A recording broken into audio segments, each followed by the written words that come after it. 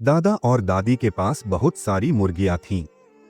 दादी हर रोज दादा से कहती, मुर्गियां बहुत बढ़ रही हैं, हमें इनके लिए एक बड़ा फार्म बनवा लेना चाहिए। लेकिन दादा हर बार टाल जाते और हंसकर कहते, अरे दादी, अभी तो जगह काफी है, क्यों बेकार में पैसा खर्च करें। दादी को चिंता थी, लेकिन दादा को यकीन था कि सब कुछ ठीक है। एक दिन काले काले बादल छा गए, तेज आंधी आई और फिर मूसलाधार बारिश शुरू हो गई। धीरे धीरे पानी खेतों में भरने लगा। मुर्गियां इधर उधर भागने लगीं, कुछ डर से दबक गईं। लेकिन पानी और बढ़ता गया। थोड़ी ही देर में पानी इतना बढ़ गया कि मुर्गियां बाढ़ के साथ बहने लगीं।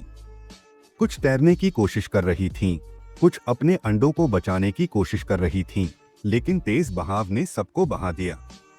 दादा भागकर मुर्गियों को बचाने की कोशिश करने लगे, लेकिन तब तक बहुत देर हो चुकी थी।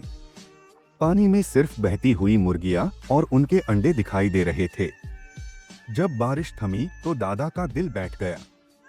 उनका पूरा खेत सूना हो गया था, एक भी मुर्गी नहीं बची थी। दादा बहुत पछताए। उन्हें एहसास हुआ कि अगर उन्होंने पहले ही दादी की बात मान ली होती तो यह सब नहीं होता। उन्होंने आंसू पोंछे और ठान लिया कि अब वो अपनी गलती सुधारेंगे। दादा ने दिन रात मेहनत करके एक बड़ा और मजबूत मुर्गी फार्म बनवाया, लेकिन अब उनके पास एक भी मुर्गी नहीं थी। वो उदास रहने लगे। तभी एक दिन गांव के लोग आए। किसी ने उन्हें 2 मुर्गियां दी, किसी ने 4 अंडे दिए और किसी ने उनके लिए दाने का इंतजाम किया। दादा की आंखों में खुशी के आंसू थे। उन्होंने मन ही मन कहा, अब मैं कभी लापरवाही नहीं करूंगा। धीरे धीरे उनके फार्म में फिर से चहल पहल लौट आई।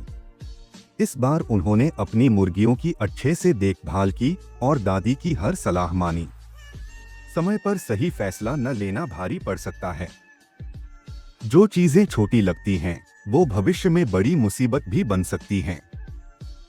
हमें अपनों की बात सुननी चाहिए और समय रहते तैयारी कर लेनी चाहिए। किसान ने उससे पूछा, तुम रो क्यों रही हो? मुर्गी ने आह भरते हुए कहा, क्योंकि किसी ने मेरी कहानी को लाइक और सब्सक्राइब नहीं किया। तो जल्दी से लाइक करो, सब्सक्राइब करो और मुर्गी को खुश करो।